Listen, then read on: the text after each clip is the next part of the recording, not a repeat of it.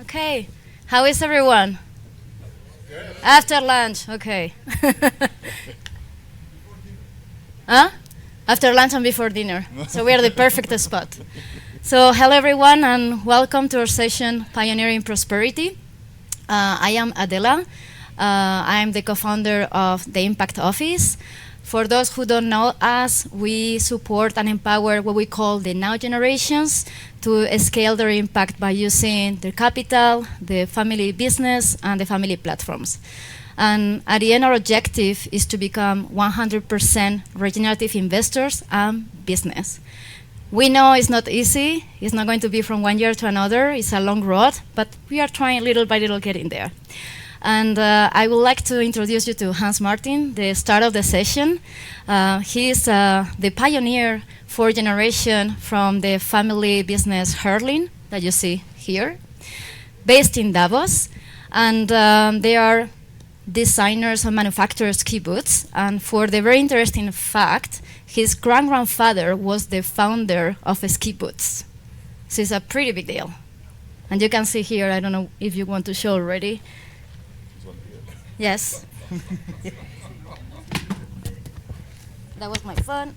Actually, this was one of the first ski boots. It was from 1819 and still lasts. No, you can touch it later on, and later on anyway you can come by, and then we can you just can touch material, and it's not paperwork. It's really it's real stuff. So this is. What is the weight of this thing? There is a wooden last inside. Oh my you God. can't say, but Okay. it's Very heavy. tangible. Okay, so we are going to give you a quick why we are doing this session. So a few months ago, with my business partner Risto, hey, we came here to Davos. We had a casual coffee with Hans, and he started sharing with us his passion for the circular economy and his journey about this transformation, the transformation of a family business. And we were tangibly touching this new product that is regenerative. So for once, we saw someone really doing it and not just talking about it. So we were like, you know what? We really need to show this to the world. We need to show tangible action instead of another blah, blah, blah session that we also do, of course, and we are going to see a lot, but we wanted to have a session where we can actually tangible see the action. You want to add anything about our encounter? Oh, it's fine. Okay. Let's go ahead. Super. So just to set a little bit of the waters, I remember we were talking and he was explaining his transformative journey. And I was like, okay, so you are recycling. He was like, no, recycling, you are using energy. You are actually using chemicals. We are not recycling. This is not the recycling economy. This is the circular economy. Okay, I'm a little bit confused. I thought they were the same things. So actually you see really the linear economy making and waste. In the circular economy, we try really to have this systemic approach where it is none or very little waste. This is what we are trying to do, is really get in a place where there is non-waste. And I wanted to ask you, all of you, from your personal and professional setup, be super honest with me, with us. In which economy are you right now? Circular? So who is in the linear? Who feels like, okay, I'm still a little bit in the linear? Go ahead, be honest. I mean, this is a safe space. Go up. Yeah, personal? Yeah, so I buy, I use it, and then I waste it. Okay, recycling economy? Okay. Fully regenerative, circular? Yeah? Awesome. We are going to ask you afterwards to share. Okay, so really the difference from this linear, which is take, make, waste, the circular economy is focusing on these business practices where we are focusing on restoring and building versus exploring and destroying. So you can see really where we are going to focus on today. And you can also see how good I am drawing lines. This is anything that you want to add here?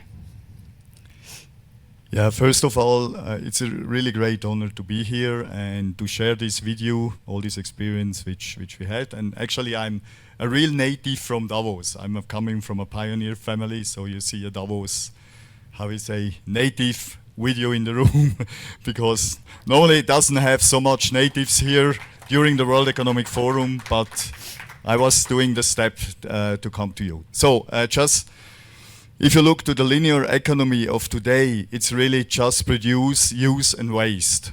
Yeah, just input and output. And the recycling economy is actually, just in short words, is the economy about waste. And that's fine. I mean, this is the step over into the circular economy. But I think what is really important and really crucial is in the circular economy to find ways, how we say, to have the economy about molecules and resources and bring it into different loops. So to making out of the same product like a ski boots, to make out a ski boots again. And I will show you later the journey for that. And you know, also to find some material which is toxic free. This is also a big target which we are looking for. So that's what we call this session from waste to value, because what you see here is not waste anymore. It's actually value, and you will see why we are saying that. So we are going to have this discussion. We will open up for Q&A afterwards. We would like also, if any of you have any business practices or business, regenerative business that they would like, they are super proud about, and they want to share with us, we want to give you the mic, and we will be super happy to hear other stories. And if you have any question, burning question or comment while we are having the discussion, please go ahead. We are super open for interaction. So this is not us talking to you. This is really us having this conversation. So let's start with the discussion. So Hans, tell us a bit more. Who are you? What is your industry, your family business? Actually, what I said, I'm coming from a pioneer family here from Davos, and that reaches back until 1883. Not me, but my grandfather. And at that time, Davos was really, how we say, in a completely different developing process. This was more the clinics which are growing up here. There were no skiing and so on. This was the first pioneer, together with Alexander Spengler and all these pioneers which come to Davos, that my grandfather, he made just, how we say, the first ski boots with them. I mean, it's not a ski boot, but it was a hiking boot with some reinforcement to make it more stable, that you're not twist over with skiing, you know, something like that. So, and actually, I have seen my whole life, I was in this kind of environment of ski boots. I remember when my father or my grandfather was having his workshop, and also my father, I was running under the shoemaker table and, you know, bothering a little bit the shoemakers and so.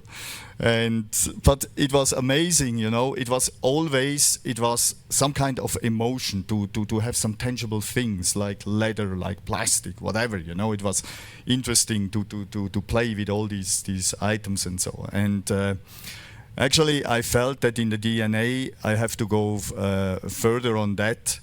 So in the meantime, it was actually the third generation already with my father.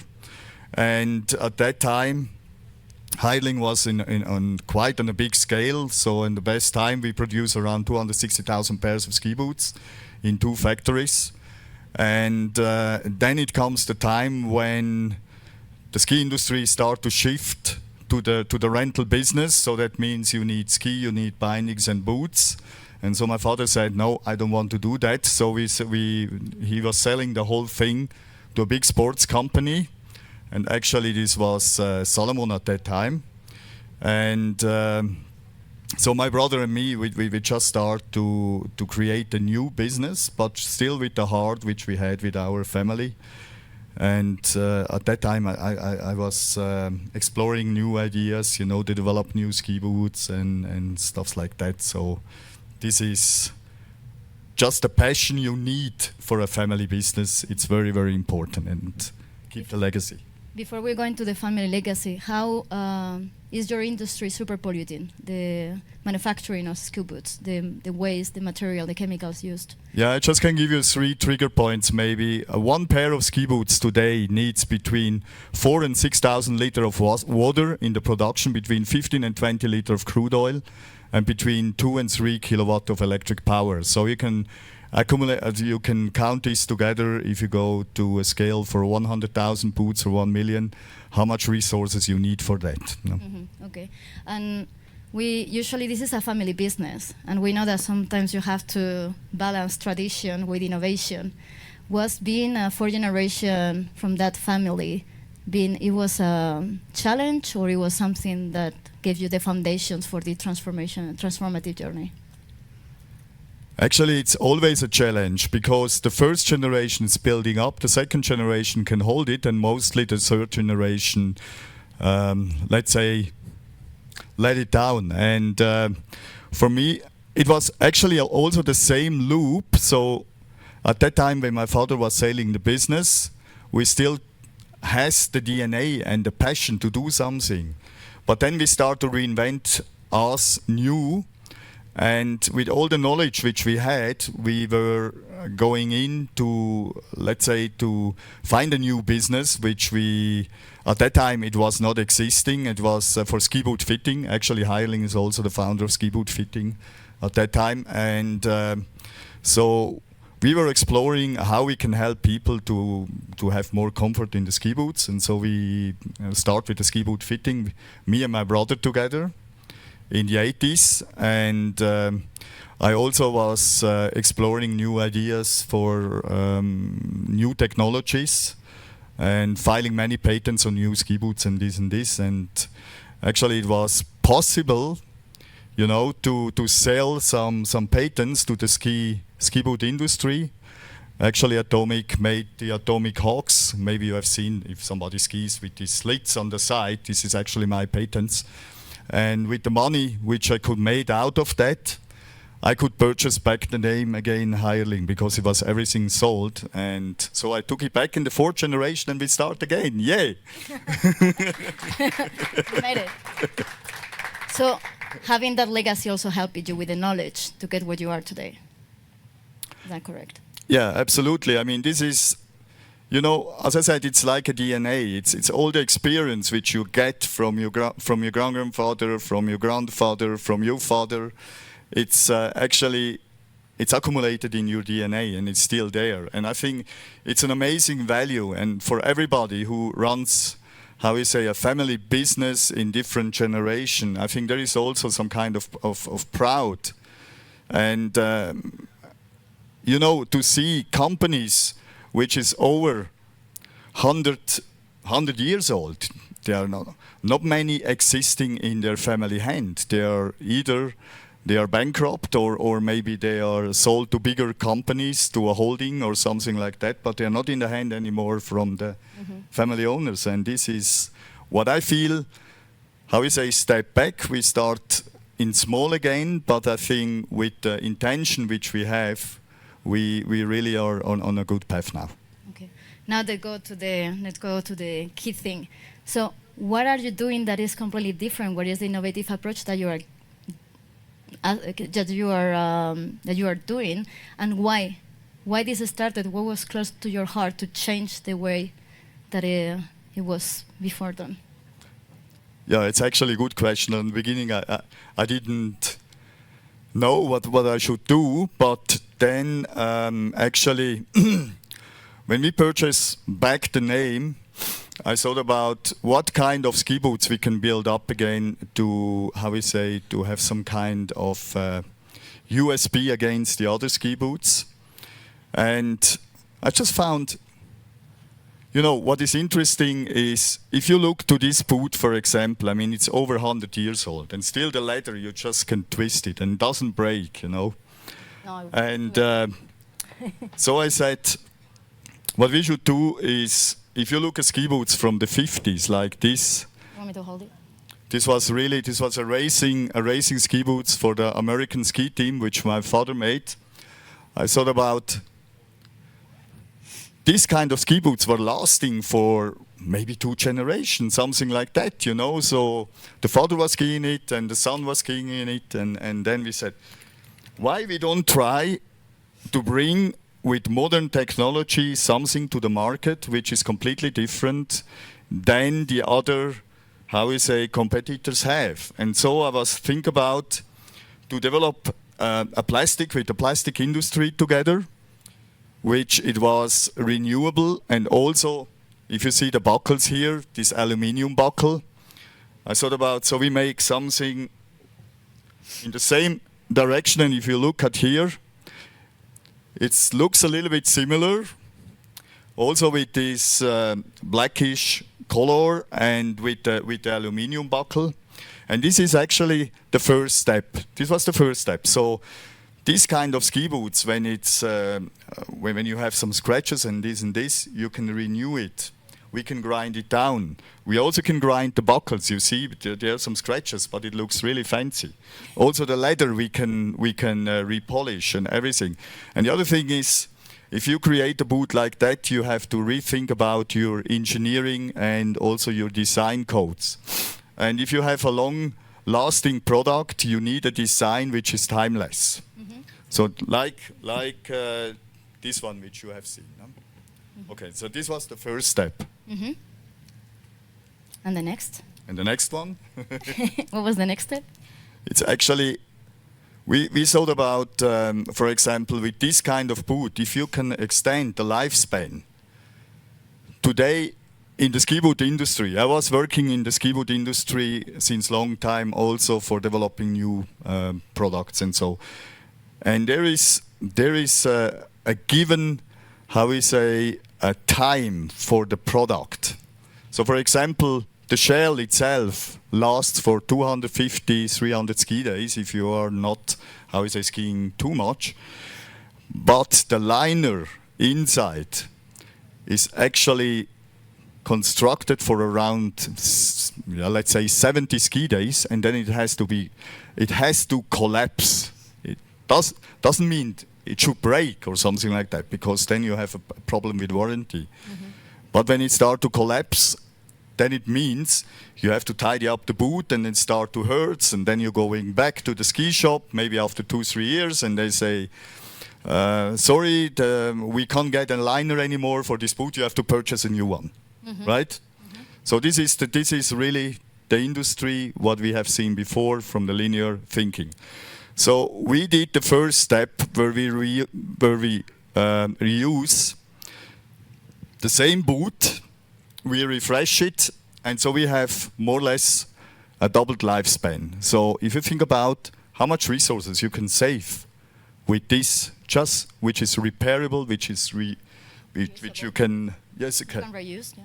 You can reuse and polish up again. So this is like in the past. I mean, if you look all this, if you reach back 50 years ago, all the products was for much longer lifespan. But the industry was driven forward, to have short lifespan and so and so. And this is actually also a big trigger for our, for our contamination on our planet. So with all the microplastics and everything. And then the next step was really to find plastic material. No, not that. This one, here. So I was looking with the plastic industry. I'm actually working with plastic manufacturers together, like big chemical companies, to develop new materials, which we can use in different loops. Yeah, this is just a prototype now of new material. And after this, we said, okay, after the lifespan of renewing the product, we just disassemble the boot. And what you see here, this plastic bag, this is not pomp chips or something like that. I mean, if you want to try, you can, but I think it's not so tasty. So this is the material which we grinded from the ski boots, which we will renew again. And out of this plastic... Can I show you? Sure. You can pass around. You can pass around. And also you can pass this around if you want. So it's something tangible. So, and this one here, what I'm going to show you, it's a proof of concept. It's not yet in the market, but it shows this is the very first ski boots worldwide which it was re-inject with the same material without adding any virgin material. So that means it is possible. And if you see the buckle, we designed a buckle that we can disassemble the buckle, that we can regrind the buckle and make a new buckle out of it without shredding and, how we say, re-inject it again. The liner is also a proof of concept at the moment. I mean, we are working now on different material. So we have two different circles. We have a technical circle, which you see here with the shell, with the buckles, and power strap and everything. And we have a biological circle, which is the inner boot. So that means the technical circle are materials which you use in the loop again, as I said before. And the biological circle with the liner, this is the target in few years where we are going for, is that you can shred this, let's say like wood, and then you can compost it in the natural without any poison ingredients. Biodegradable. Yes, but without any poison ingredients. No. Woo, woo, woo, woo, no? Oh. Yes. Two questions. One, have you extended the life of the liners so they don't compress so much? Yes, we also have a concept in between, because this will be, how we say, the last step when we go for poison-free material, because on the list 64, California list 64, I mean, there are a lot of ingredients which are, how we say, on a watching list, and maybe there turns into the blacklist, and then it's very difficult to use them again. And I mean, you have seen with the PFAS and all this stuff what's happened, you know. My second question is, when you recycle the plastic, does it retain the same flex pattern? Exactly. Take the mic. Does it retain the same flex pattern after it's been recycled? It depends on the material group, and this is. Can you repeat the question for the online? Yeah, for the online also. Okay, the question is the material, how we say? Retaining the flex pattern. The retaining flex pattern, is it the same when you, how we say, reuse the material in the loop, right? I just can say that these kind are prototype materials, and actually we were shredding this 10 times and re-injected again in these bars. And the flex modulus was just dropping down by 6%. This is nothing. But it means that we have to focus in the future for much higher quality on materials as we have today, because in the, how is it, in the linear industry, you're just looking for cheap stuff. You don't take care about it, but with this one, you pay more on the beginning for the virgin material. But if you think about, if you have 6 or let's say 4, 5, 6, 7 loops, you can use the material. The value will drop down because you don't have to, how we say, to produce anymore as a virgin material. No? Yeah, go ahead. Maybe just. I give you the mic. Come here. Hi, my name is Grace, and I'm very inspired by your talk. My question is, there's a big discussion on sustainability around the world, right? But today, it's really the big corporations doing it more for compliance, financial regulation. But it's actually companies like yourself that's actually doing it. The question is, because there's another part of impact and sustainability that I think we want to happen. It's like generating mass market demand for such products. So how do you think can you participate in, scaling your company so that the demand for sustainability and impact products can actually grow? Because that's really when we can see real impact. That was my last question, by the way. Oh, sorry. No, perfect. I didn't see your... No, absolutely. It's perfect. Thank you. Are you okay?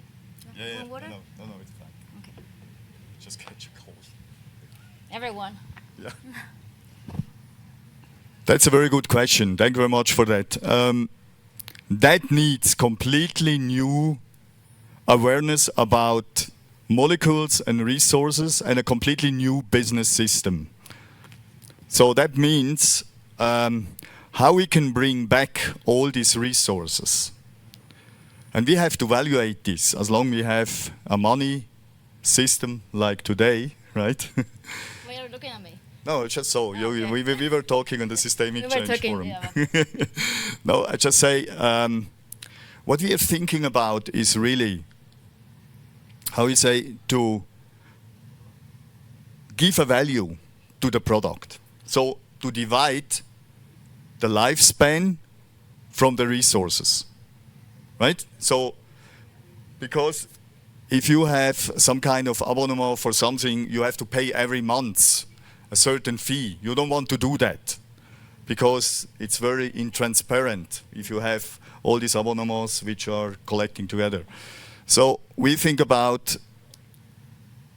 to creating a platform on block-based and blockchain-based platform. For example, to create a protocol. So on the day X, when you buy the product, you pay the lifespan. This is the most of it, of the value, and you pay for the resources.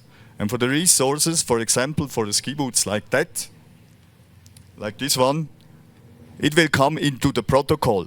You are the owner of 1 kilo of plastic material, this and this kind of material. You are the owner of 8 buckles, you are the owner, blah, blah, blah, something. All the resources are in a contract, in a protocol, in the blockchain. And at that day, it creates a value. Let's say maybe 100 Swiss francs. It's easy to handle that, right? So, and if you come back, so we see exactly where the material is in the market. We don't want to trace the people, but we want to trace the material itself. So, and then when you come back, maybe after 8 years, the value of the resources probably is raising up in between. So you have a bank here.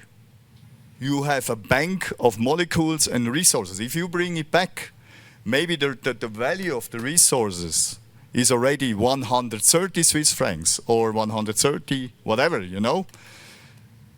The lifespan will be the same on the value, but the resources will be different. And this is something on a new business model which we are working on. So you Is guys, that okay? Yeah. Yeah, no, actually, what it means too is that you will now create an ecosystem of supply chain Yeah.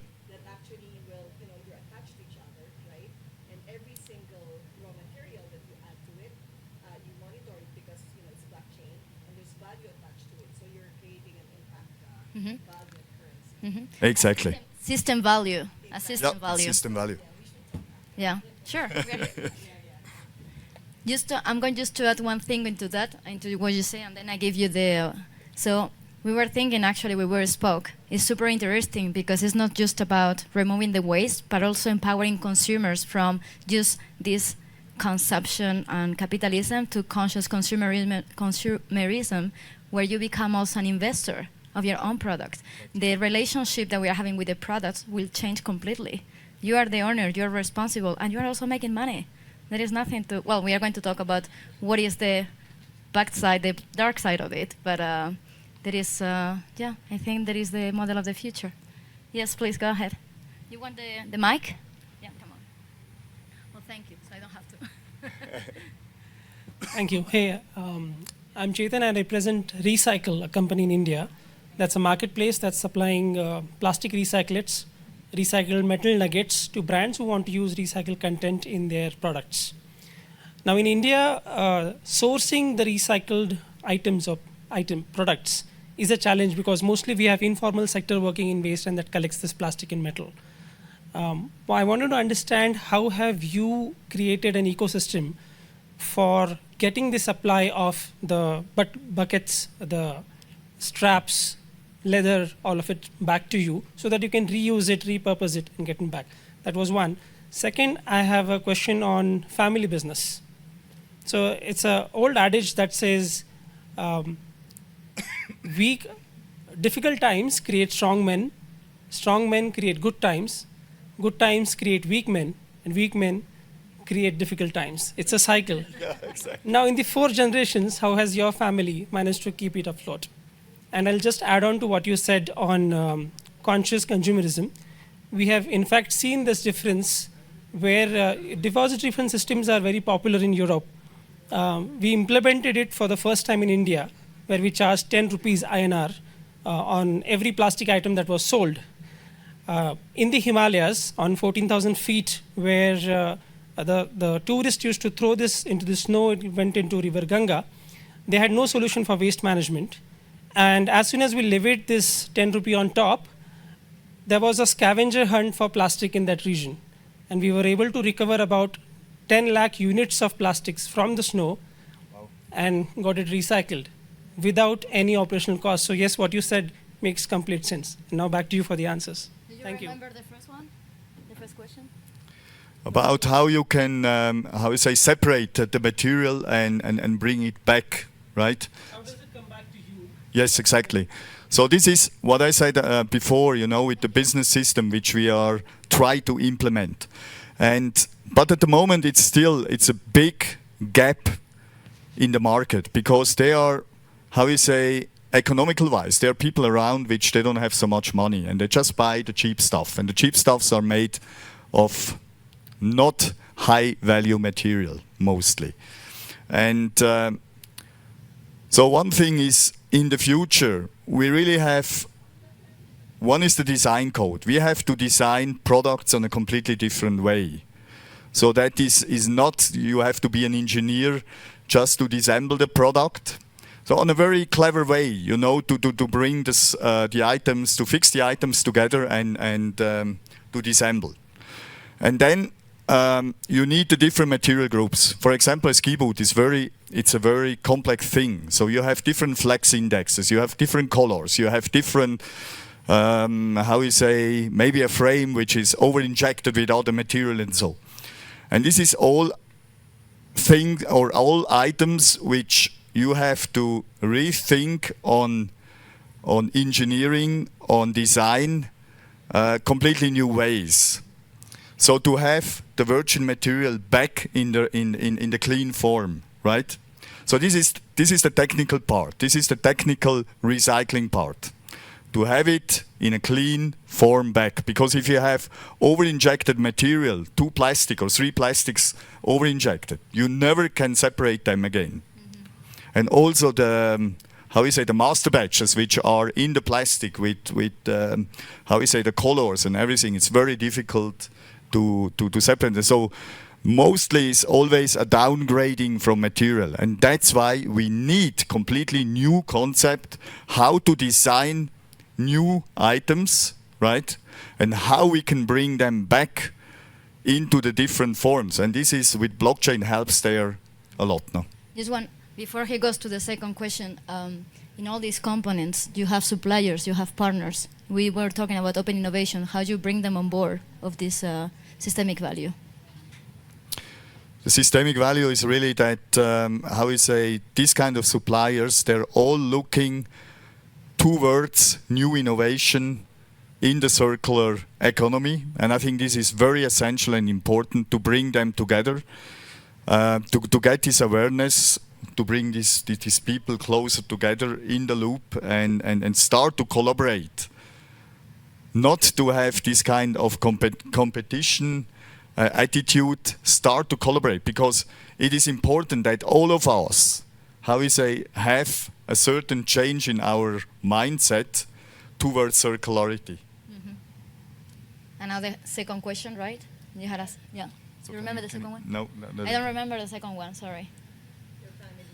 Yeah, the family. So about this circle of family, the week. I don't remember exactly what you say. Simpler. You've continued to grow your business across every generation. How has your family managed to do that? Many family businesses face this challenge where the second and the third generation aren't able to cope up and grow the business at that speed. How did your family manage that? Can you? I didn't. How you managed the family? So usually the first generation producer, then it breaks, it Yes. dies, and then you have to regenerate yourself. How you managed to keep it afloat and transform it as you did? As I said before, I mean, when the peak was reached from my family, and then it was sold the business, and then we have to restart again from the beginning.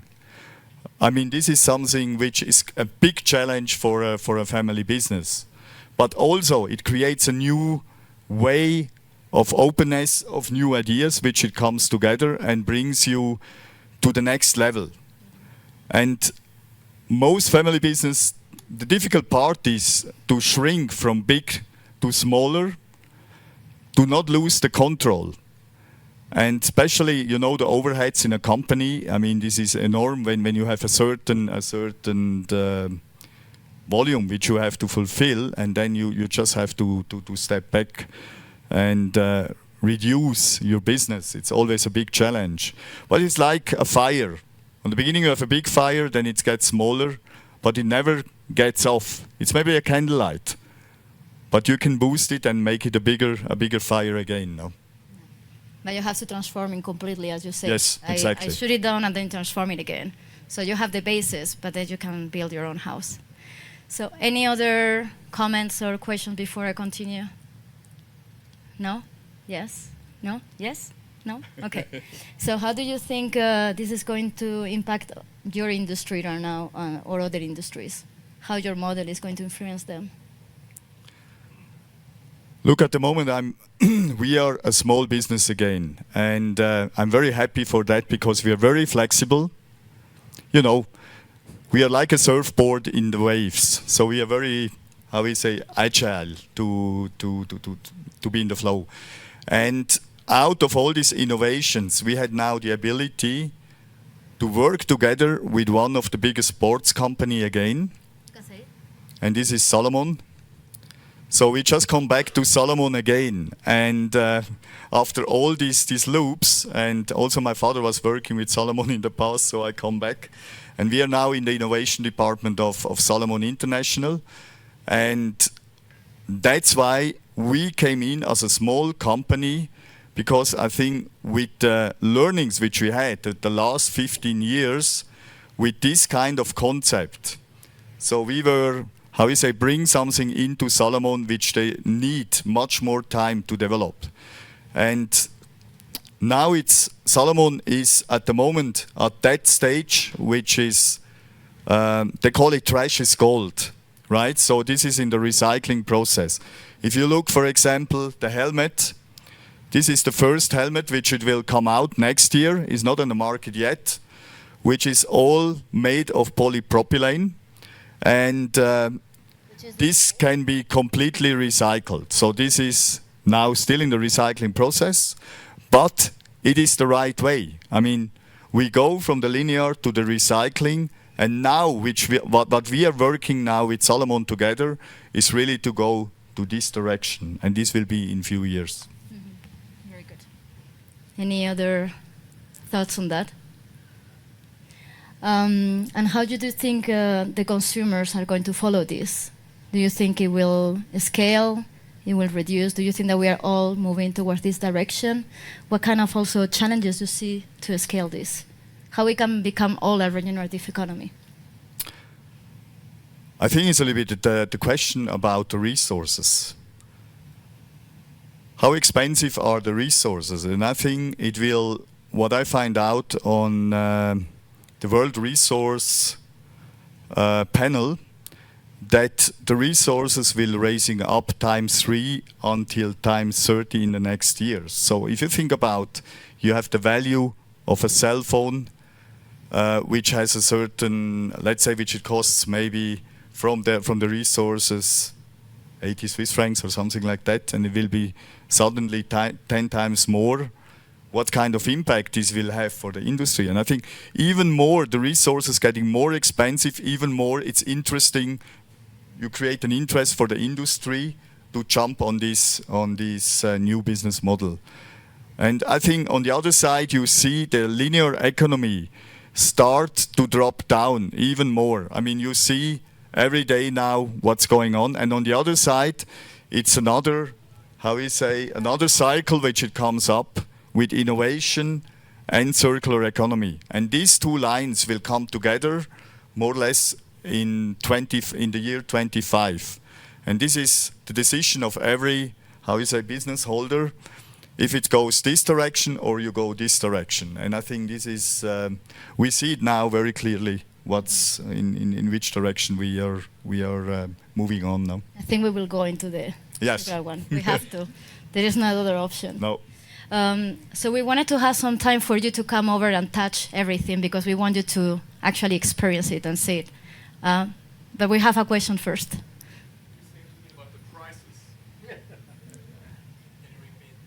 He says something. Can you repeat? He would like to know how much it cost.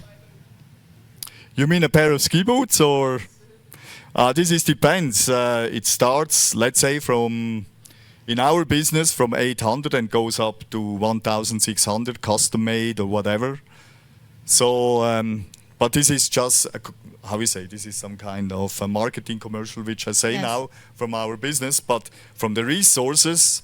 How is a pair of ski boots in the production today? A regular pair of ski boots is around, I would say, around 80 euros, something like that. When we were talking about if the consumers we actually adopt this, he was like, "This is very expensive. It's like the organic food where people they want to transition." So we were thinking maybe we need also governments to actually help consumers to become to be able to purchase those kind of products. We need that system of value to be integrated. Not everyone can afford that, but if you want to move towards that direction, we need everyone on board, and we need to help people also to be able to afford those circular products. You had something to say? I just wanted to actually, creating a new business system. He would like to touch into the creating a new system. I'm just repeating for everyone. Yeah. Yeah, that's right. So I think there are two thoughts. One is as a group of consumers, I think it's easier.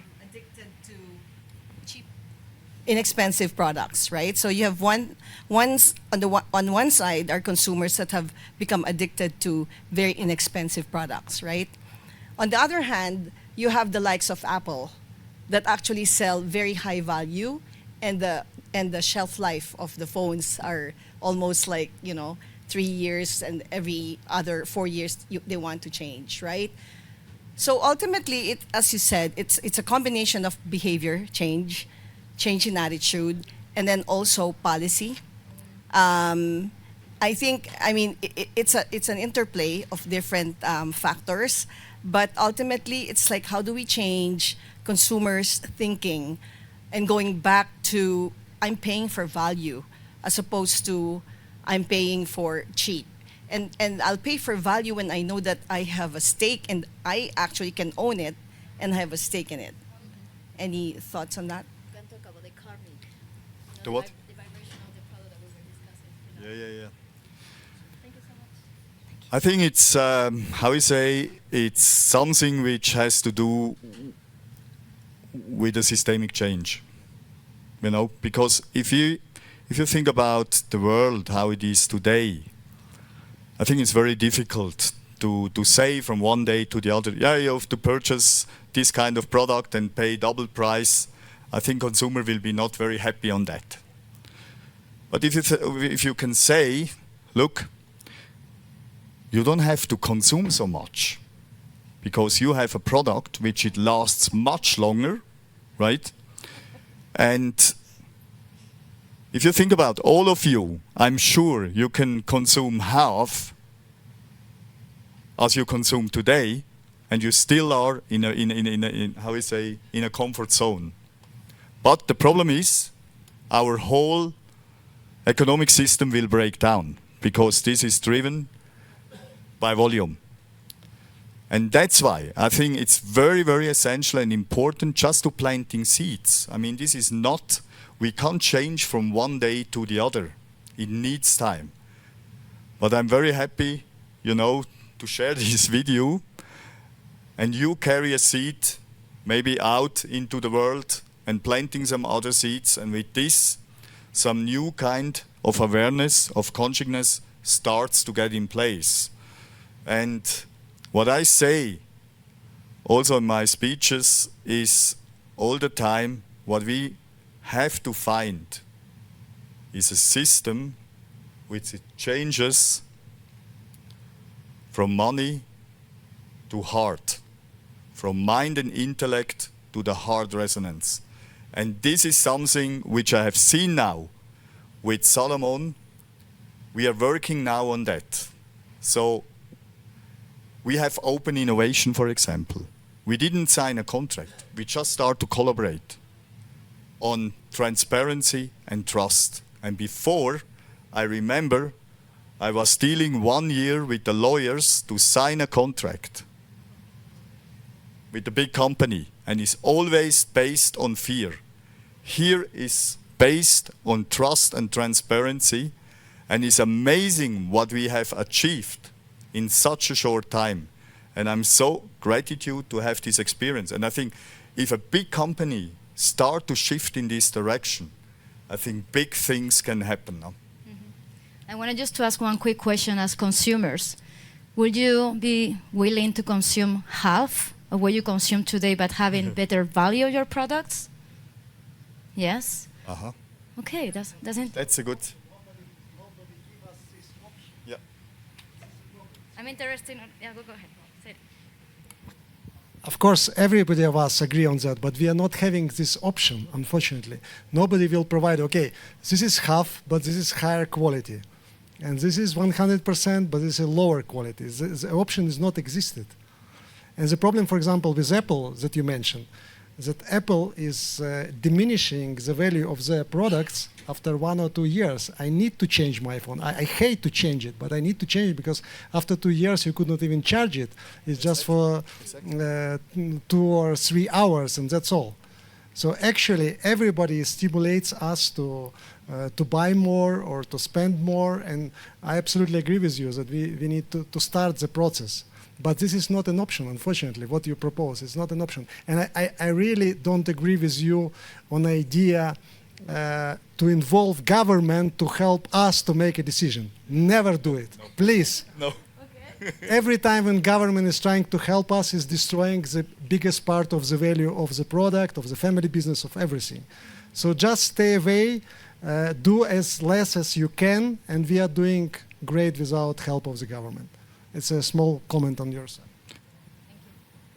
Thank you very much. It's really inspiring, and I'm very, grateful to hear that.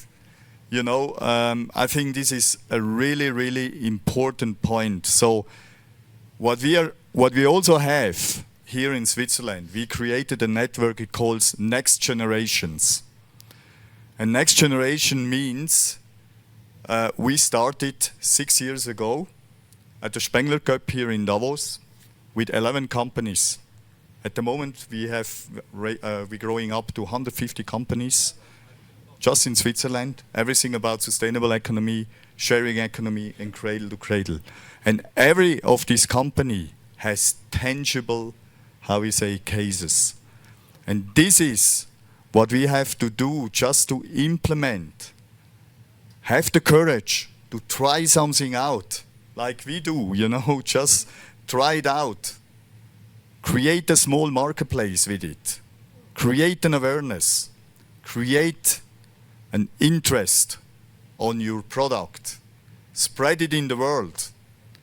And then when this, this energy raising up and this force comes stronger, the industry has to change, and also the government. Because the government can't stop this kind of development process which is in the society. And I think this is the way how we should go for approach the new next development step on this planet. No? Can I suggest one thing? Sure. I'm going just to respond to you. So yeah, maybe the government is a bad idea, and it takes a lot. But they need to be in the system. They're part of the system, so we have to include it anyways. What you were saying about Apple, I need to buy a new phone. There are a lot of options of refurbishing, and you used other materials to create another phone. I think the consumer, we need to also take the choices the regenerative choices. Of course, everyone wants to have an Apple and not a phone without a brand that is just built from different pieces. But that option exists. It's there.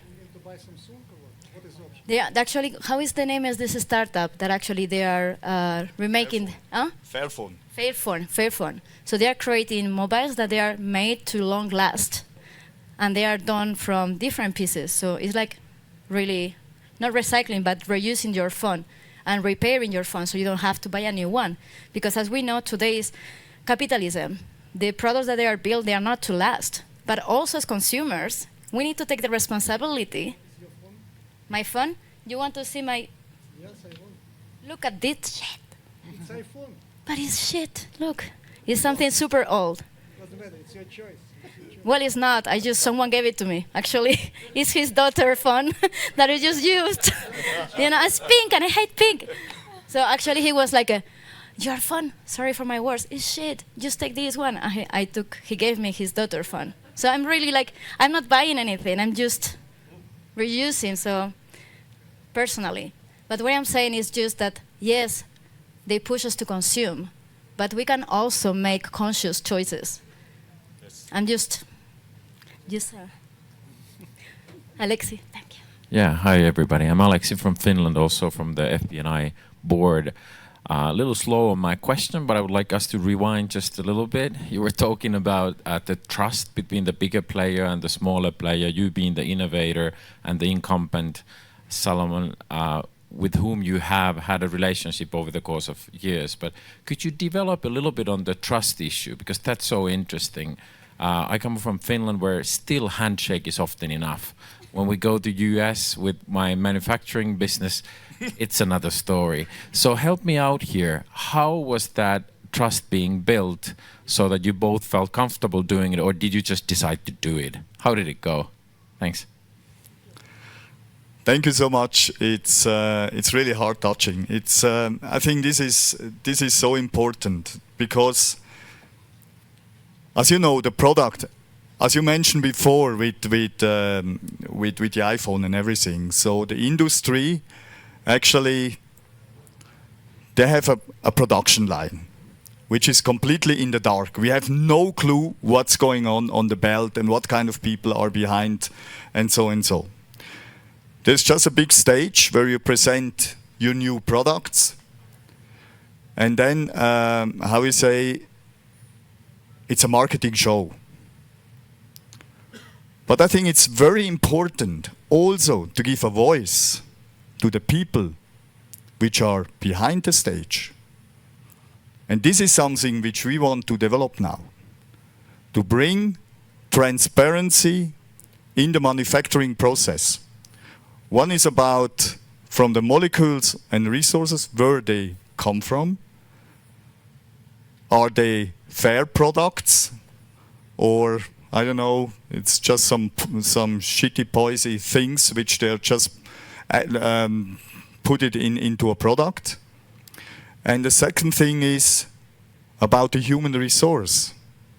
And I think we have to think about, with the industrialization 4.0, with all this amazing technology which we have, what we are doing with all these people when we close the factories, when it's just, let's say, a dark factory, it's everything automatic. So we have to give them a new purpose in life. Otherwise, we're running in a huge, how we say, system crisis. And we do it already, right? So in short words, we have to escape from the modern slavery system. Sorry to say that, but it is something like that at the moment. And with Solomon, to come back to your question, to creating trust, it was really, on the beginning, I said, I have to deal 1 year to get the contract. And then, after 3 months, the government, how we say it,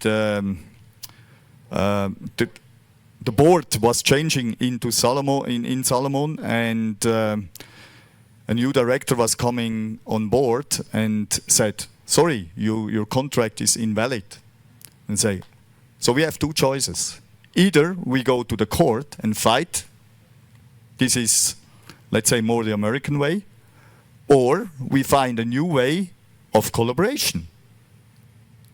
And I tell you, the collaboration which we have today, it's on a much higher value, and we get a much better result out of it as was it written in the contract before. And this is really, how we say, the first based trust in this collaboration.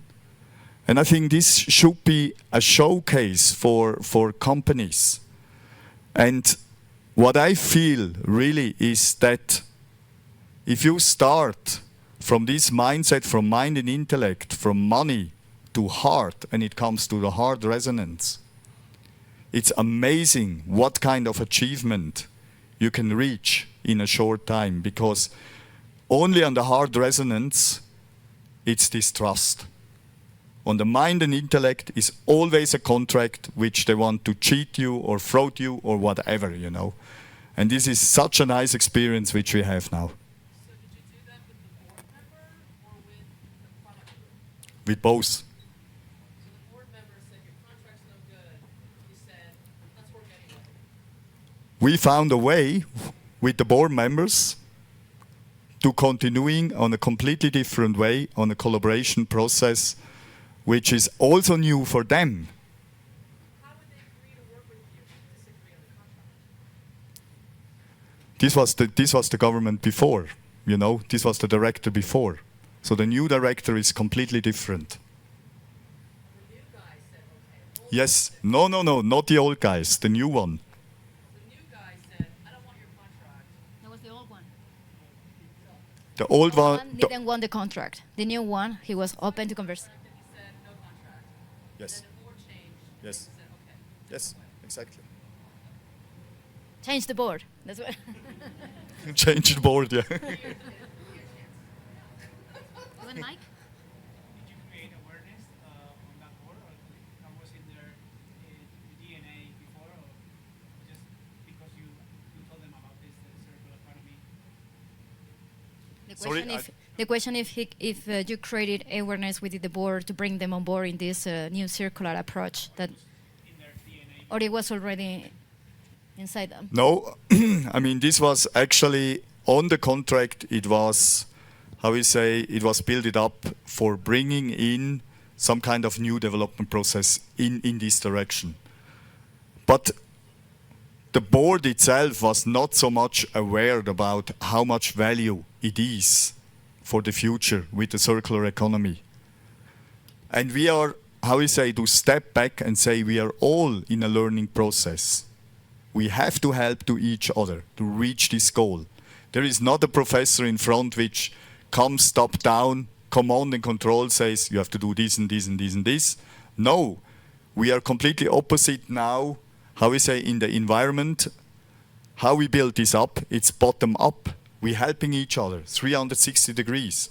And it's a completely new way of collaboration, also in a big company. I mean, this is still, it is a prototype. And it's a little light tower in a big company. It's not the whole company works like that, not of course, but there are some, how we say, some business unit which it comes in now. And that gives me a big, how we say, yeah, comfort, and I'm very grateful to see that the people start to open up in this direction. Part of this, the success of this, I think, is economies of scale. Yes. And they can create awareness. Being a big company, they are able to create awareness among the clients. The snowball effect, no? Yeah. Exactly. Yeah.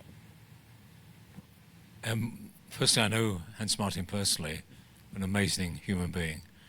I think when we're looking at something which has value, which is not necessarily perceived in the first instance, you have to move mindsets. And this is all about emotional intelligence and passion, and it's all about a brand awareness. So what you're doing is you're creating another type of brand, another contractual engagement with people, which is about doing something special for the world. And it may be just the first step in a long process which other people will follow. And I know that, my own family, we're a bit wacky, but I mean, if you look at some of the interesting discoveries They were made by people that were just had joy and fun in their heart. And remember, to reach the mind, you have to go through the heart. So Velcro was the guy who saw burrs on his dog. Totally inappropriate mechanism, but we use Velcro all the time. Yeah. I think it's now a point where our civilization is starting to ask the questions. What do you pay for a Rolls Royce? Certainly way, way above the manufacturing cost. The cosmetic industry is a hugely profitable business based upon the story that you're telling, based upon the fantasy. So I think you have a product here which you can build on as a case study for other people. That's why we are here. Thank you so much. Thank you. It's 4:40. You still want last? It's okay for everyone? If we just keep, yeah. You want the mic? Thanks. I just wanted to share some experiences in different industry that have aligned very much with the stories that you've been talking about, because that's what we need to do, no? Take these concepts and get them out and how to replicate. So I run a Savory Institute hub for regenerative agriculture in the north of Spain. But Savory Institute's a global organization, and we're more than 50 hubs around the world. And the contract that we have with Savory in order to do our work is called the Conscious Contract. And what it is an outline of our commitments and promises to each other of our behavior that we're going to have in our working together. And I'm not a very emotional person, but it nearly made me cry the first time I read it, because it's like, I don't know who your lawyer is and where you found someone to talk and think like this. But I mean, it's very detailed, very complete, but it's very much heart to heart, right? We then have to sign the very legalese bit on copyright and all that on the content, right? But how we work with each other, how we connect with each other, when we come across issues, which we will always come across, how we deal, how we communicate that, how we find our way forward, mediation, we're never going to go to court, we're going to work these things out, this whole sort of thing. So again, congratulations. I'm glad this was the first contract that I had heard of that was like this, so I'm really glad that you guys too. And then just in terms very quickly of circularity, obviously I'm a farmer, very small farm, but very integrated farm, and everything we produce gets used. There is no waste at all. When we cook all of our food, anything that we're not going to eat, either a goat, a chicken, a horse, or a dog will eat. If they can't, like onion skins or things like this, that goes into the food compost, right? Which then goes back into the gardens. When we harvest, like it's winter, so broccoli, cabbage, all these kinds of things, you've got a lot of plant material, lots of leaves, stalks. The leaves all go to the goats. The stalks go to the dogs. It's the best toy that a dog has ever had is a broccoli stem. I promise you, so much cheaper. And then the bedding from all of the animals goes into the compost that goes into the gardens. So everything. We collect rainwater. We use the rainwater. We process our wastewater biologically. So solar panels off grid, the whole 9 yards. To demonstrate that you can, and we do, and we've lived like this for 9 years. And so other people can too. So just wanted to share that example with the rest. Thank you so much. Very nice. Thanks. Thank you very much. So I think. We should wrap up. So you guys can come here also. Any closing words before we wrap up? Anything else to say that is unsaid?